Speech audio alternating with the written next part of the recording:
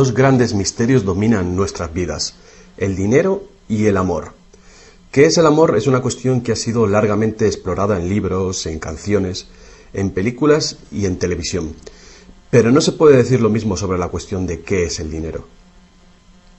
No es de extrañar que las teorías monetarias no hayan generado ninguna película taquillera, pero que ni siquiera se haya mencionado en las escuelas es algo que debe ser analizado con detenimiento. Para muchos de nosotros, saber de dónde procede el dinero puede ayudar a afrontar el mito de la creación del dinero y la emisión del papel moneda. Lo que mucha gente cree es que el dinero lo crea el gobierno. Es cierto, pero solo hasta cierto punto.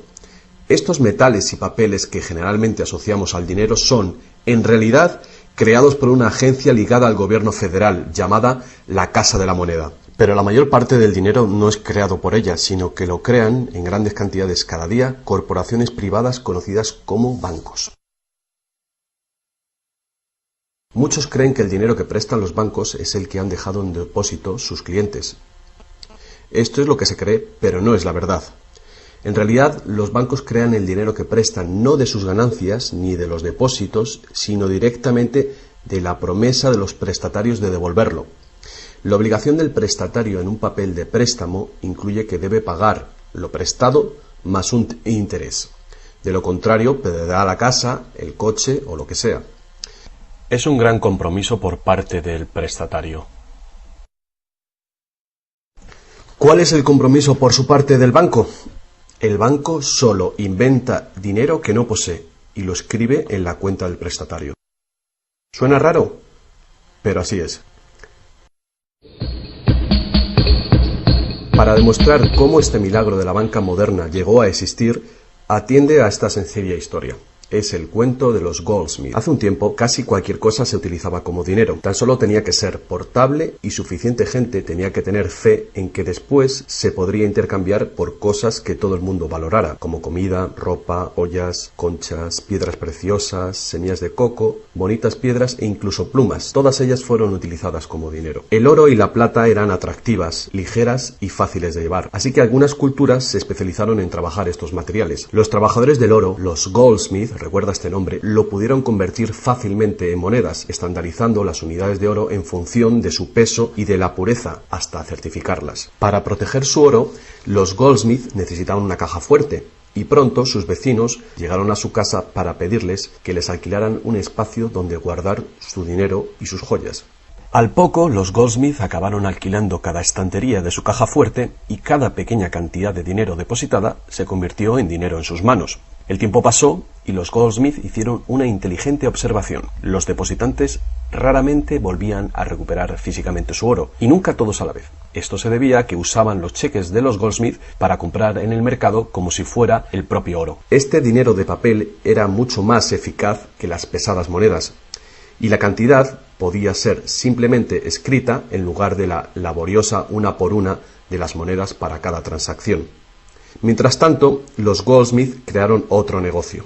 Prestaban su oro introduciendo un interés. Al tiempo que su papel moneda empezaba a ser aceptado, los prestatarios comenzaron a pedir sus préstamos en forma de estos cheques en lugar del metal. Su industria se expandió mientras más y más gente les pedía guardar su oro, lo que dio a los Goldsmith una idea todavía mejor. Sabía que muy pocos de sus depositantes sacaban su oro alguna vez, así que los Goldsmith pensaron que también podrían escribir más cheques ahora en función de los cheques del oro que habían dejado los depositantes en su cámara, además del oro de los depositantes que guardaban propiamente. Así, con tal de que devolviese el oro a los depositantes que lo desearan recuperar, nadie se daría cuenta del truco. Lo que no se sabe, no se siente. Y los Goldsmith, ahora más banqueros que artesanos, hicieron un mayor negocio del que podrían haber hecho prestando únicamente su propio dinero.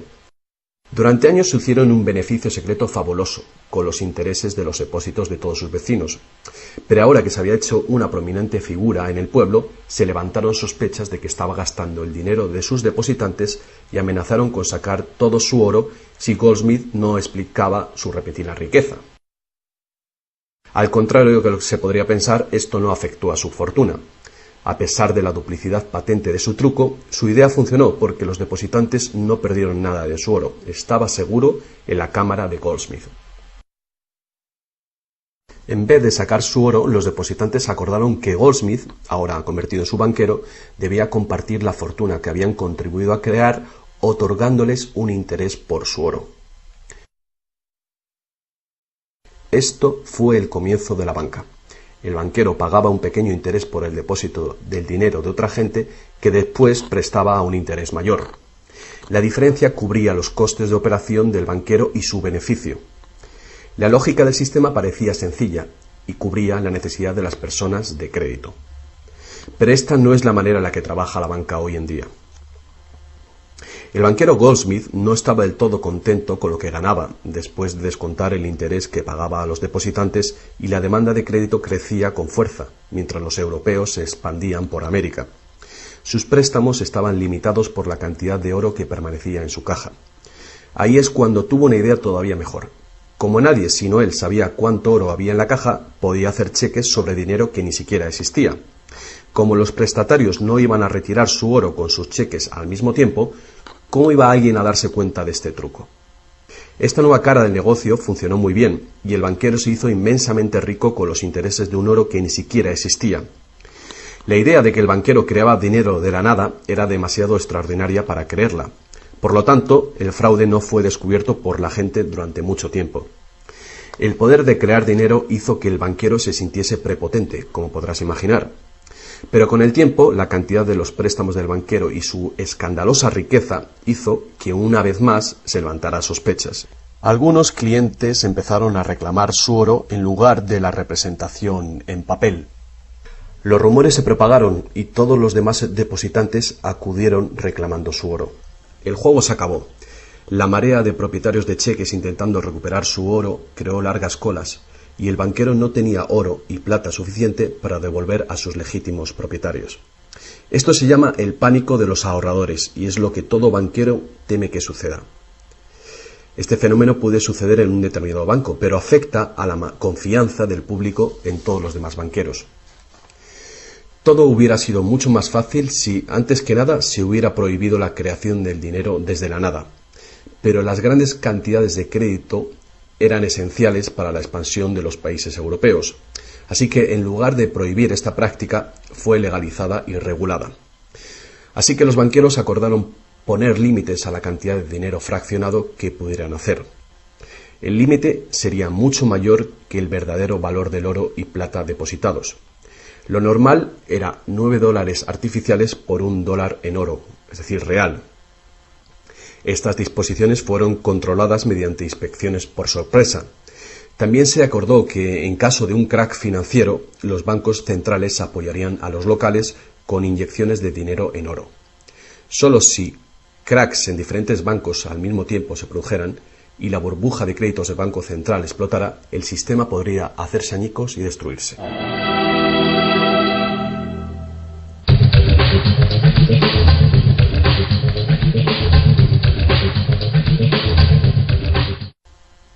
A lo largo de los años, el dinero fraccionado y su sistema integrado por un banco central regulador se ha convertido en el sistema bancario dirigente del mundo. Al mismo tiempo, el sistema fraccional del oro apoyando al dinero como deuda ha desaparecido. La naturaleza básica del dinero ha cambiado.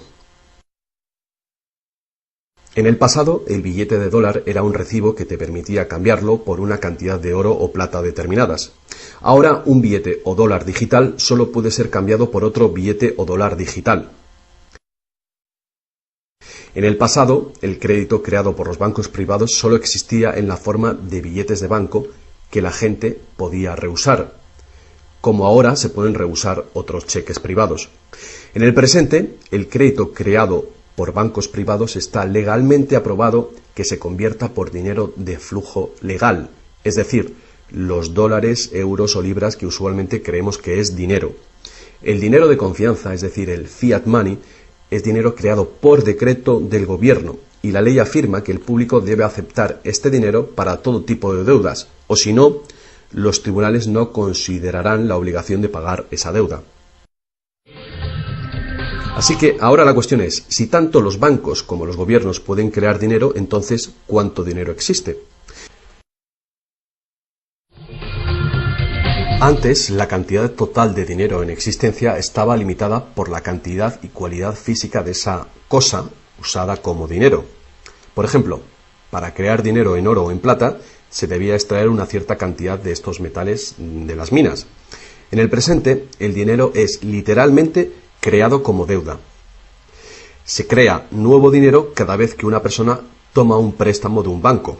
Como resultado, el montante total del dinero que puede ser creado solo tiene un límite: el nivel total de la deuda.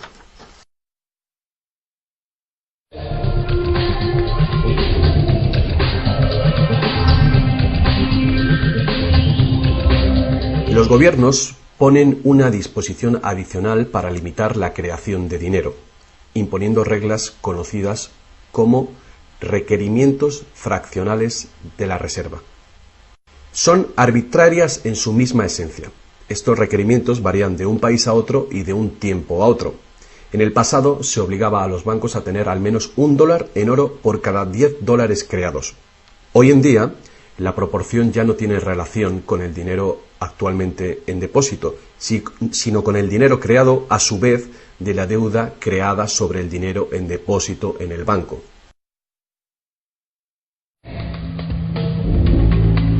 Actualmente, las reservas de un banco consisten de dos cosas: la cantidad del dinero del Estado o equivalente más la cantidad existente de dinero deuda que el banco tiene en depósito. Para ilustrar esto de una manera simple, imaginemos que ha abierto un banco nuevo y todavía no tiene depósitos. Los inversores en este banco han hecho un depósito de $1.111,12. Este es el dinero existente en el Banco Central, que llamaremos principal. La proporción de dinero en reserva es de 9:1. Paso 1. Las puertas se abren y el banco da la bienvenida a su primer cliente. Necesita $10.000 para comprar un coche. Con la proporción de 9:1, el nuevo banco necesita que el Banco Central le permita crear 9 veces esa cantidad, o $10.000, desde la base de la deuda contraída por la solicitud de préstamo del cliente.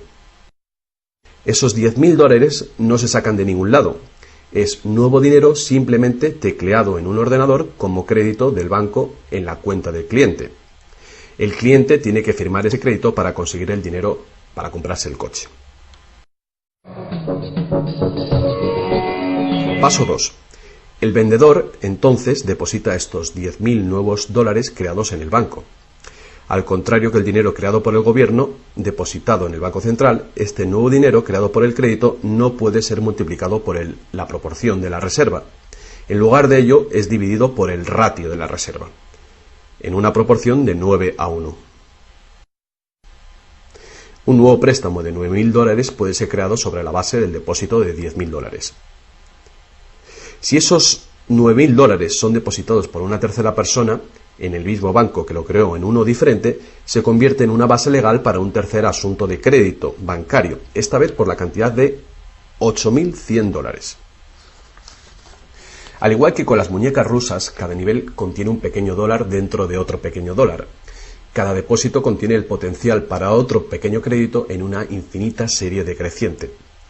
Si el dinero del préstamo creado no es depositado en el banco, el proceso se detiene. Esta es la parte impredecible del mecanismo de creación de dinero basado en la deuda. Pero lo más probable es que el nuevo dinero creado en cada paso será depositado en el banco, y el proceso de la proporción de reserva de dinero se repetirá una y otra vez hasta que los $100.000 de nuevo dinero se hayan creado dentro del sistema bancario.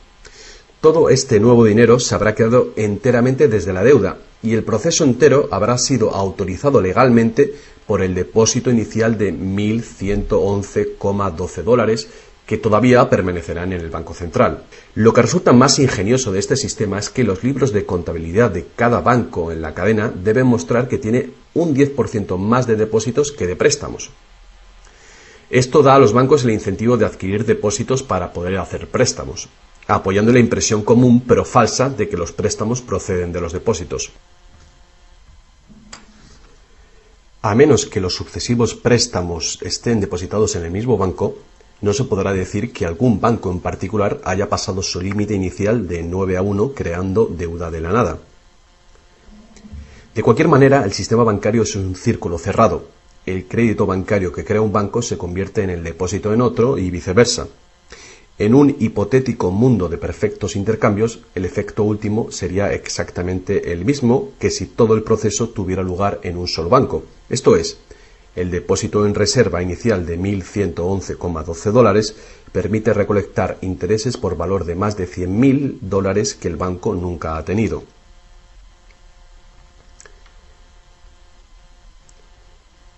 Si esto te resulta extraño, atiende esto. En tiempos recientes, como resultado de la presión de los lobbies bancarios, los requerimientos para hacer un depósito de reserva en el Banco Central prácticamente han desaparecido en la mayoría de los países. Y las proporciones de reserva pueden ser más altas que 9-1. Para algunas cuentas, 20-1 y para otras 30-1 son comunes.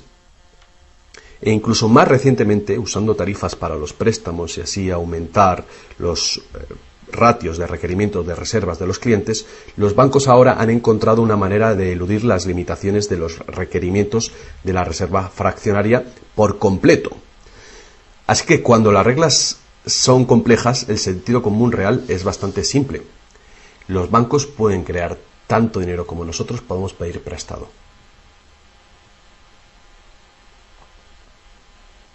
A pesar del interminable proceso de creación de dinero que hemos visto, tan solo alrededor de un 5% es el tipo de dinero creado por la Casa de la Moneda de entre todo el dinero que hay en circulación. Más del 95% de todo el dinero en el mercado hoy ha sido creado por alguien firmando una solicitud de endeudamiento con un banco. Y lo que es más, este dinero bancario de crédito es creado y destruido en grandes cantidades cada día, según se conceden nuevos préstamos y los viejos son pagados.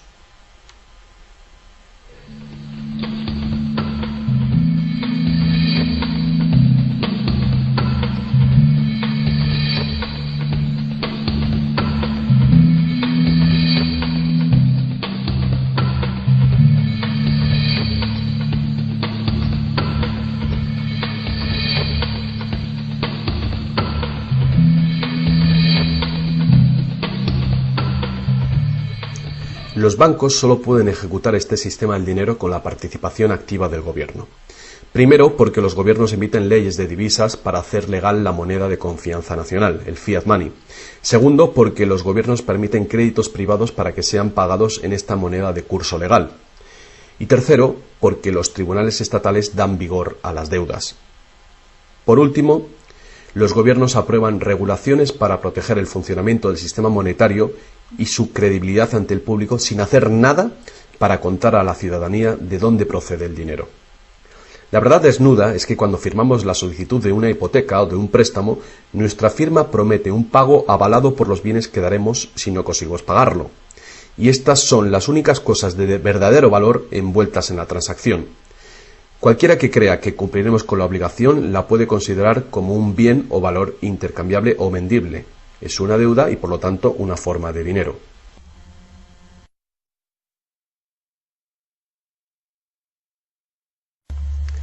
Es el dinero que el prestatario intercambia por lo que el banquero llama préstamo.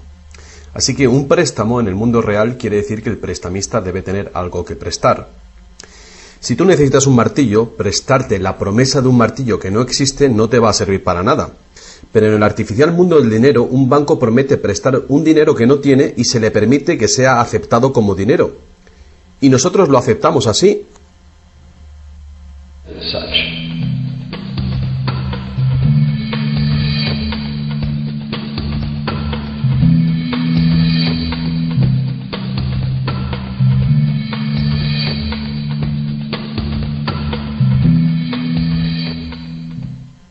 Una vez que el prestatario firma la solicitud de préstamo, el banco lo consigna como una transacción en su ordenador, con unas cuantas claves, escribiendo una deuda del prestatario con el banco. Desde el punto de vista del cliente, se convierte en un préstamo de dinero en su cuenta, porque el gobierno permite que esta deuda del banco con el cliente se convierta en dinero gubernamental de confianza, el fiat money, que todo el mundo tiene que aceptar como dinero. Otra vez, la verdad básica es muy sencilla. Sin el documento que el prestatario firma, el banquero no tendría nada que prestar. ¿Alguna vez te has preguntado cómo todas las instituciones, el gobierno, las corporaciones, los pequeños negocios, las familias, pueden estar todos en deuda al mismo tiempo y por esas cantidades tan astronómicas? ¿Alguna vez te has preguntado cómo puede haber tanto dinero al mismo tiempo para prestar? Bien, ahora ya lo sabes. No lo hay. Los bancos no prestan dinero, simplemente lo crean de las deudas, y esa deuda es potencialmente ilimitada, tanto como la emisión de moneda. Y la situación opuesta también es verdadera.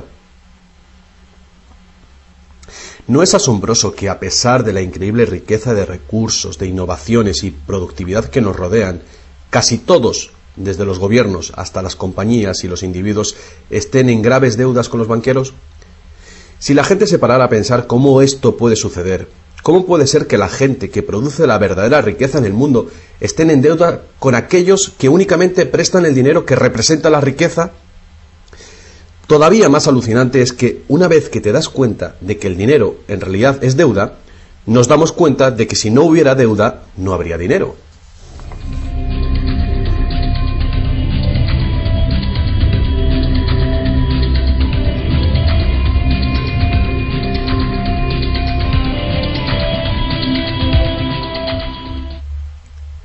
Si esto es nuevo para ti, no eres el único.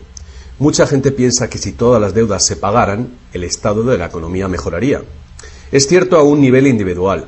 Como tenemos más dinero para gastar cuando dejamos de pagar una deuda, pensamos que si todo el mundo pagara sus deudas, habría más dinero para gastar.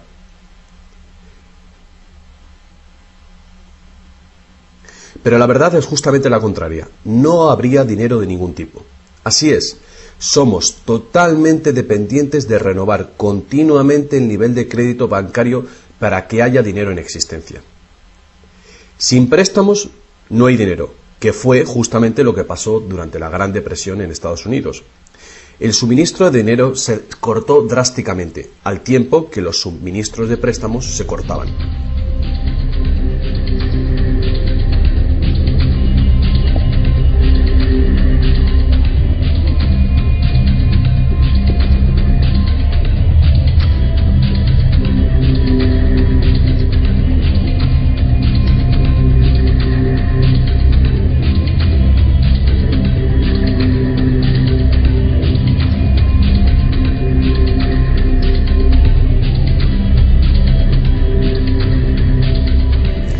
Pero eso no es todo.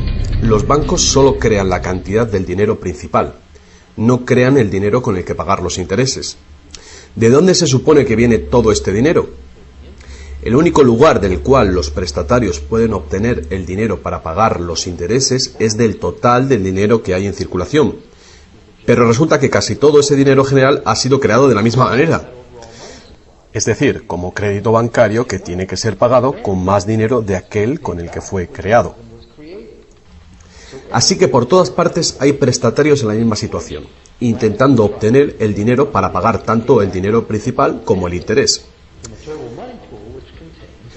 Desde un fondo original, la piscina, que solo tiene dinero principal, es claramente imposible para cada uno pagar el dinero principal más los intereses, porque el dinero del interés no existe.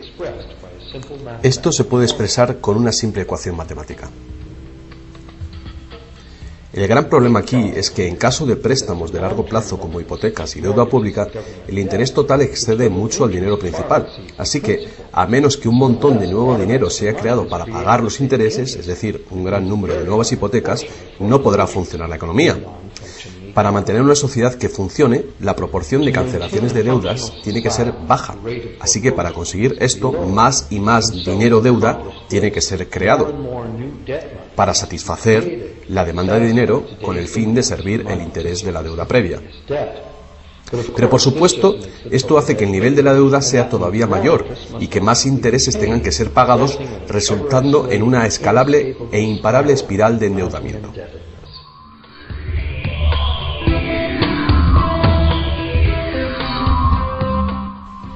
Tan solo el lapso de tiempo entre el dinero creado procedente de los nuevos préstamos y su devolución evita la bancarrota del sistema entero. De cualquier manera, el increíble monstruo del crédito que se hace más y más grande necesita que se cree más y más dinero de deuda para alimentar el sistema y cada vez se hace más urgente. ¿Por qué los intereses son tan bajos? ¿Pueden los intereses bajar más? ¿Por qué nos ofrecen insistentemente tarjetas de crédito en el correo? ¿Por qué el gobierno americano gasta más rápido que nunca?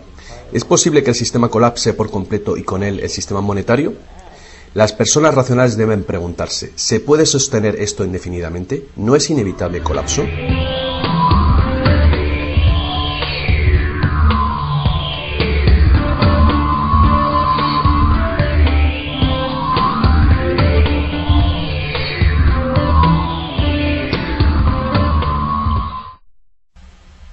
El dinero facilita la producción y el intercambio de bienes. Cuando el suministro de dinero se incrementa, el dinero se convierte progresivamente en menos valioso, a menos que el volumen de intercambios y de suministro de dinero crezcan en la misma proporción.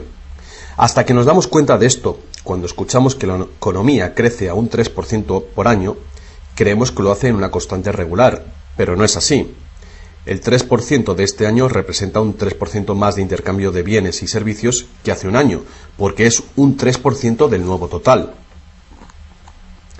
En vez de una línea recta como imaginamos sobre las palabras, es una curva exponencial que es cada vez más inclinada. El problema, por supuesto, es que el crecimiento perpetuo de la economía real requiere un perpetuo y escalable uso de los recursos naturales. Más y más cosas tienen que ir desde los recursos naturales hasta los basureros cada año para evitar que el sistema colapse. ¿Qué podemos hacer ante esta terrorífica situación? Una cosa, necesitamos un nuevo concepto del dinero. Es tiempo de que más gente se pregunte a sí misma y a sus gobiernos 4 preguntas muy simples. A lo largo del mundo, los gobiernos piden prestado dinero con interés a los bancos privados. La deuda del gobierno es un componente principal dentro de la deuda total. El pago de esos intereses hace que el gobierno tenga que cargar a los ciudadanos con más impuestos. Ahora que sabemos que los bancos simplemente crean el dinero que prestan y que los gobiernos les han dado el permiso para hacerlo, la primera pregunta es ¿por qué los gobiernos eligen pedir prestado a los bancos privados con interés cuando los propios gobiernos podían crear el dinero que necesitan sin ningún interés ellos mismos? Y la segunda gran cuestión es ¿por qué se crea dinero como deuda?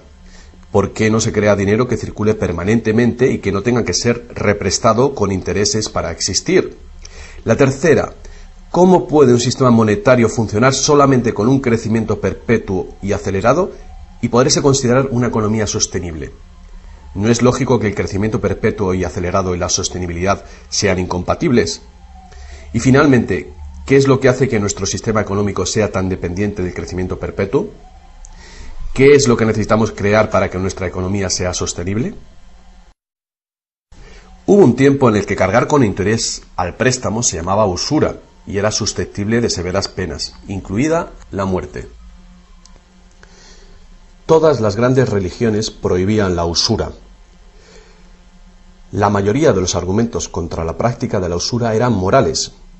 Se entendía que la única función legítima del dinero era la de ser un medio de intercambio de bienes y servicios.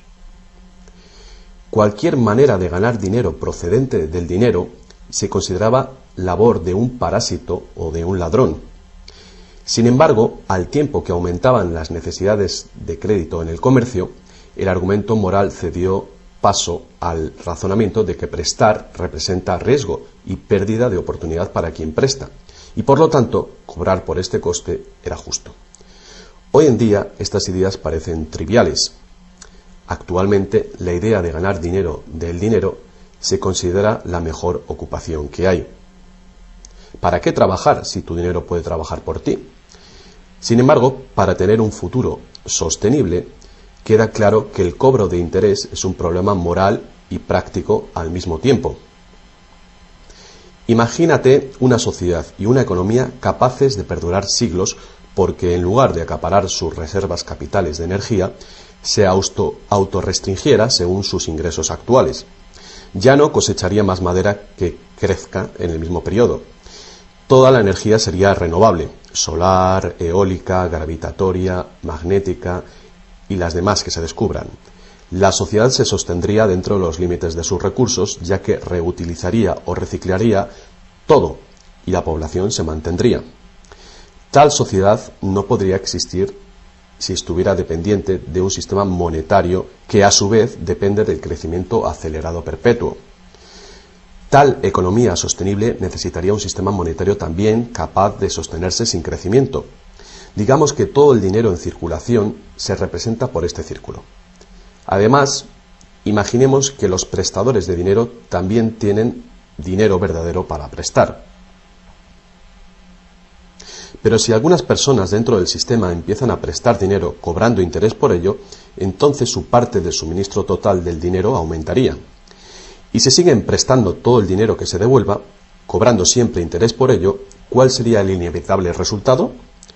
Ya sea oro, dinero confianza o de deuda, no importa, los prestadores de dinero acabarían con todo el dinero. Y después todos pasaríamos a estar en quiebra y ellos acabarían con toda la propiedad real.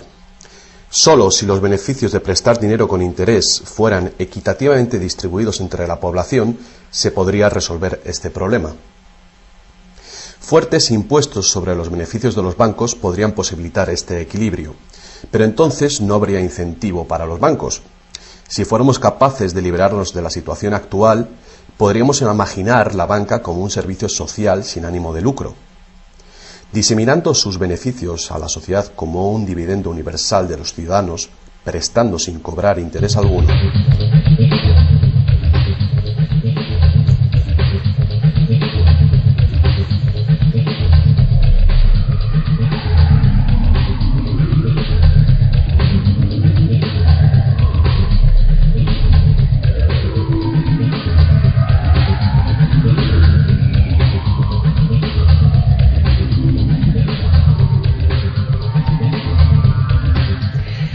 Si es la naturaleza fundamental del sistema lo que causa los problemas, correcciones al propio sistema jamás resolverán los problemas.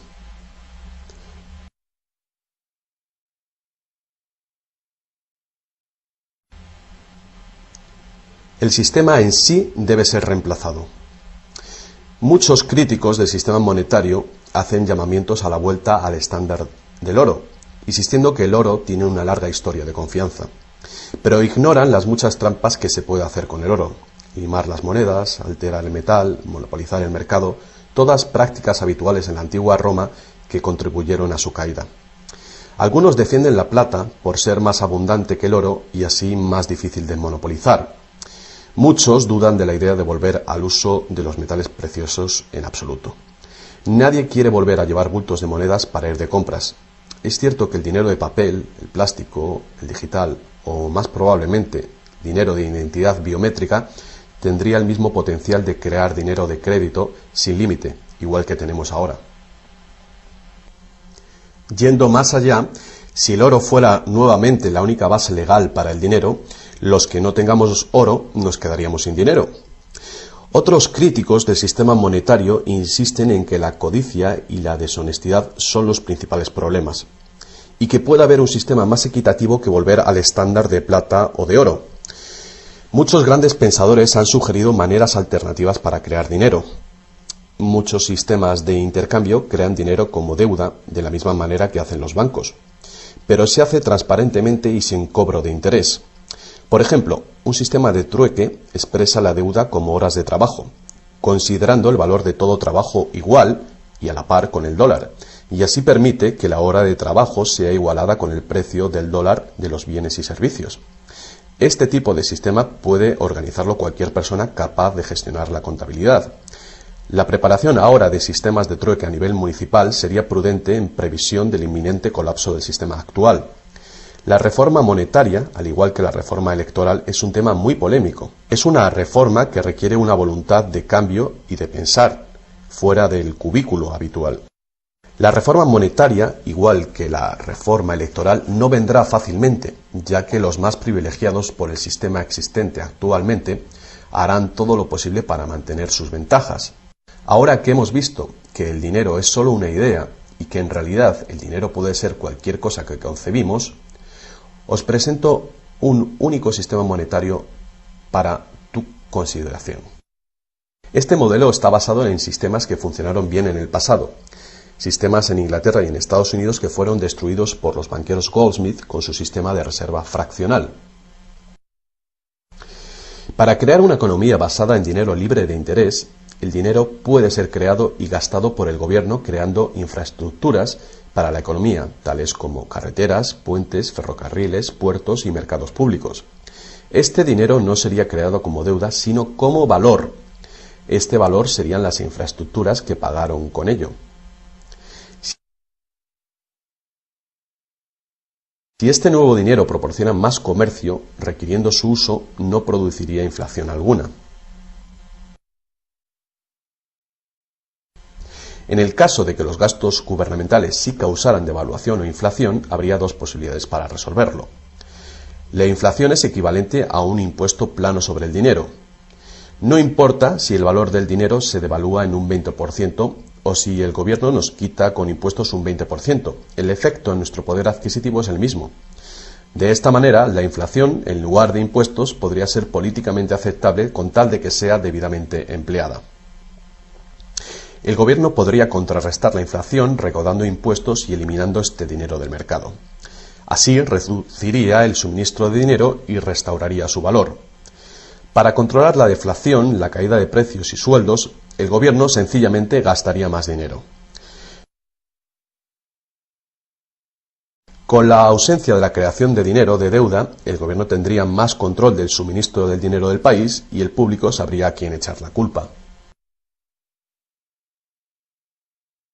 Los gobiernos ascenderían y caerían según su capacidad para conservar el valor del dinero.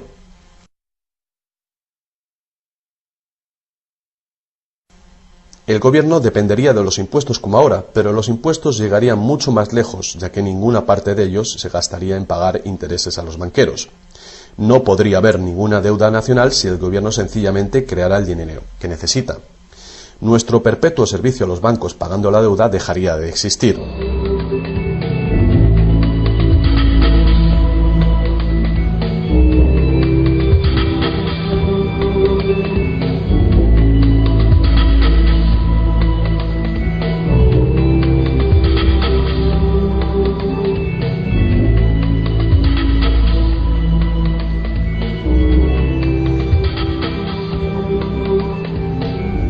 Lo que no nos han enseñado es que democracia y libertad son, de hecho, una forma ingeniosa de dictadura económica.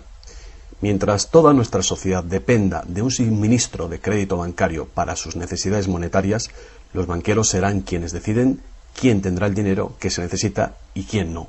And who doesn't?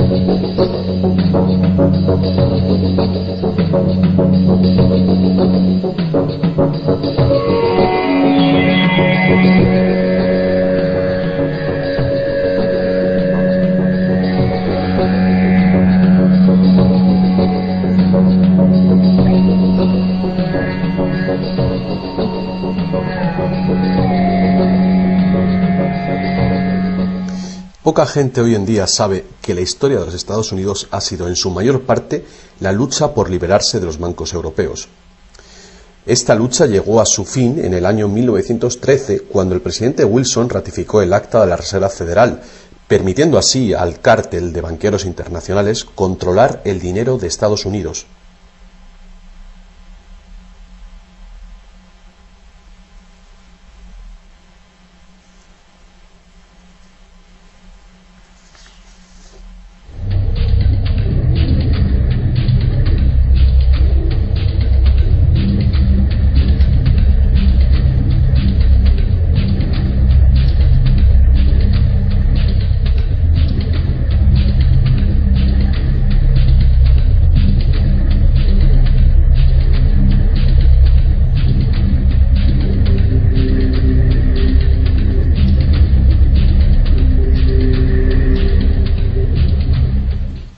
El poder de este sistema está profundamente integrado.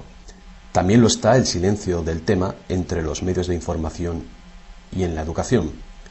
Hace años, un primer ministro canadiense hizo una encuesta entre centenares de personas, no economistas, especialistas altamente formados y personas de a pie.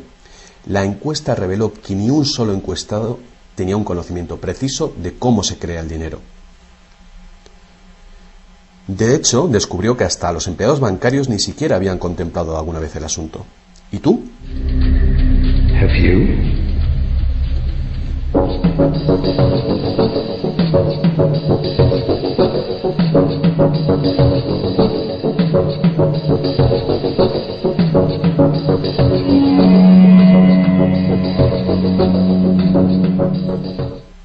El sistema moderno de dinero como deuda nació hace más de 300 años, cuando un decreto real otorgó al primer Banco de Inglaterra el poder de emitir recibos de oro fraccionales con un modesto porcentaje de 2:1.